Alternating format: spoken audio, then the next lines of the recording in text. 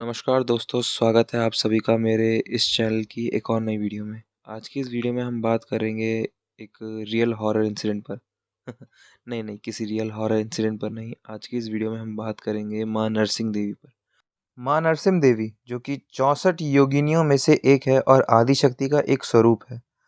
ये बिल्कुल प्रभु नरसिम्हा देव की तरह दिखती हैं, पर इनके पराक्रम और इनकी शक्तियाँ बिल्कुल अलग हैं।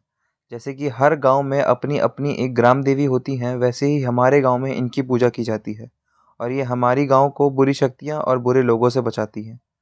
तो आगे बढ़ते हैं कहानी की तरफ।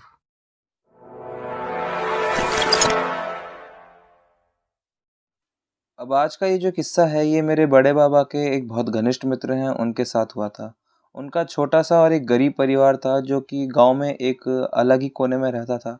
उनकी कोई खास कमाई नहीं थी, वो अपने 2 से 3 बीघा की ज़मीन पर थोड़ी सी फसल करते थे और उस फसल की बिक्री से जितनी कमाई होती थी, वो उससे अपना घर चलाते थे और जो बचता था वो उसको सेविंग के रूप में अपने ही कमरे में एक तिजोरी के अंदर रखते थे, जिसके अंदर वो अपनी बीवी के कुछ और गहने भी रखते थे, जिन पर उनके छोटे बेटे की बहुत गंदी नज़र थी।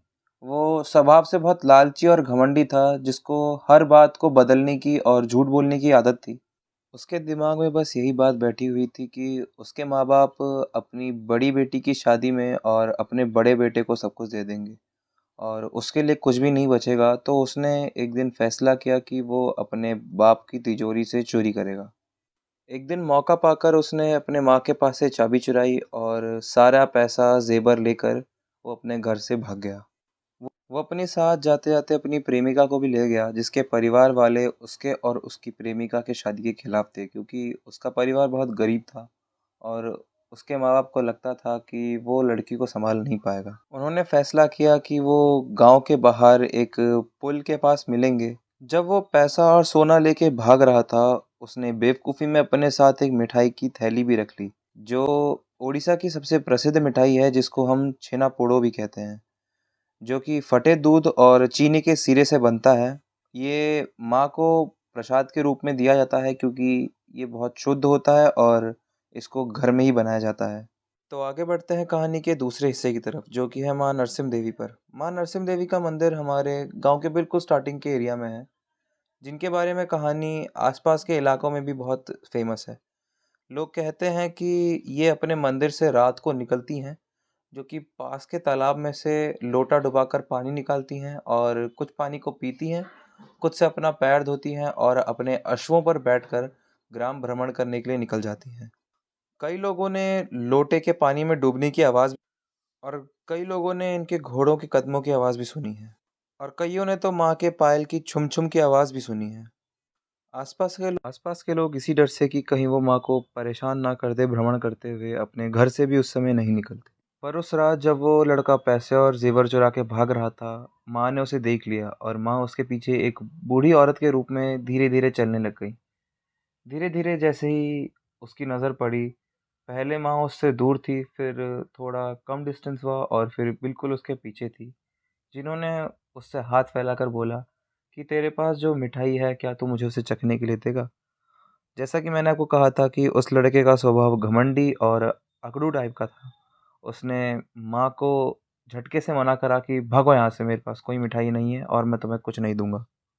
दुखी मन से माँ चली गईं और कुछ समय बाद उसके पीछे एक छोटी बच्ची के रूप में चलने लग गईं, जिसकी आवाज़ बहुत प्यारी थी और उनके पायल की आवाज़ छुम छुम छुम छुम करके उसके पीछे चल रही थी। जब उस छोटी बच्ची के रूप में माँ ने उससे बोला कि क्या तुम्हारे पास जो मिठाई है, तुम मुझे उसे चखने के लिए दोगे? इसने फिर अपने स्वभाव के कारण मुँह झिंझोड़ कर मना कर दिया कि मैं तुम्हें कुछ नहीं दूँगा, मेरे पास कुछ नहीं है, भागो यहाँ से। माँ फिर से चली गई, पर कुछ समय बाद माँ एक पीली साड़ी पहनकर एक नारी रूप में उसके पीछे चलने लग गईं, जिन्होंने गुस्से में कहा कि तेरे पास जो सोना और ज़ेवर है, वो गाँव के एक बहुत गरीब आदमी का है, उसे जाकर वापस लौटाओ। जब उस आदमी ने पीछे मुड़कर देखा कि उसके पीछे माँ नरसिम्हा देवी एक हाथ में तलवार लेकर अपने घोड़े के ऊपर बैठी हुई हैं, वो बेहोश होकर वहीं गिर गया। अब इस तरफ यहाँ जब इसके घर वालों को पता चला कि घर से पैसे और सारे ज़ेवर गायब हैं और इनका छोटा बेटा भी नहीं है, तो ये परेशान हो गए और इन्होंने ये पूरी बात सबको बताई और ये बात धीरे-धीरे पूरे गाँव में फैल गई, जिससे इनकी पूरी बदनामी हुई। कुछ समय बाद सभी गाँव वालों ने मिलकर इनके बेटे को ढूँढा, जो कि इस जंगल में अधमरी हालत में मिला। उसके पूरे शरीर पर खरोंचने के निशान थे और उसके पास कोई भी सोना और ज़वारात नहीं था, जो भी कुछ समय बाद मिल गया, जो कि मंदिर के अंदर एक लोटे के अंदर था। जब इसे होश आया और इसने सब कुछ कन्फेस किया, पूरे गांव वालों ने मिलकर इसे बहुत सज़ा दी। इसके पूरे शर को गंजा कर दिया और इसके चेहरे को काला कर कर इसको पूरे गांव में घुमाया गया और आखिर में इसे एक पेड़ में बांध दिया गया। ये बेहोश हो गया और जब इसको होश आया इसे कुछ भी याद नहीं था। धीरे-धीरे इसकी आँखों की रोशनी, बोलने की शक्ति और सुनने की शक्ति भी चली गई और कुछ समय बाद इसे कुष्ठ रोग भी हो गया, जिसे हम लेपर्सी भी कहते हैं। ये पूरे दिन बिस्तर पर पड़ा रहता और बेहोशी की हालत में बस इतना ही बोलता रहता कि मुझे माफ़ कर दो, मैं ऐसा दोबारा कभी नहीं करूँगा।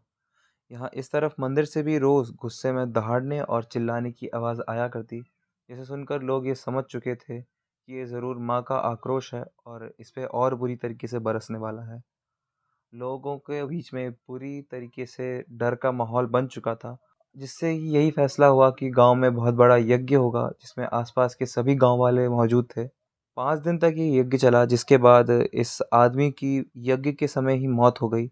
इसकी मृत्यु की कुछ समय बाद गांव में बिल्कुल शांत का माहौल था। कुछ समय तक कुछ भी नहीं हुआ और एक दिन अचानक से इसकी आत्मा ने गांव में आतंक फैलाना शुरू कर दिया। कई लोगों ने इसकी आत्मा को गांव में घूमते फिरते हुए देखा था और ये बस बच्चियों को और लोगों को परेशान करता जिन्होंने इसको मारा था। कुंवारी लड़कियों के ऊपर चढ़कर ये उनको परेशान किया करता, पूरे गांव में भागा करता और लोगों के बीच में डर का माहौल बन गया था। तो आज की कहानी यहीं तक। ये वीडियो ऑलरेडी बहुत लंबी बन चुकी है। मैं इसका दूसरा पार्ट नेक्स्ट फ्राइडे लाऊंगा। उम्मीद करता हूँ आपको ये वीडियो अच्छी लगी होगी। अगर अच्छी लगी है तो चैनल को सब्सक्राइब करें, वीडियो को लाइक करें और शेयर करें।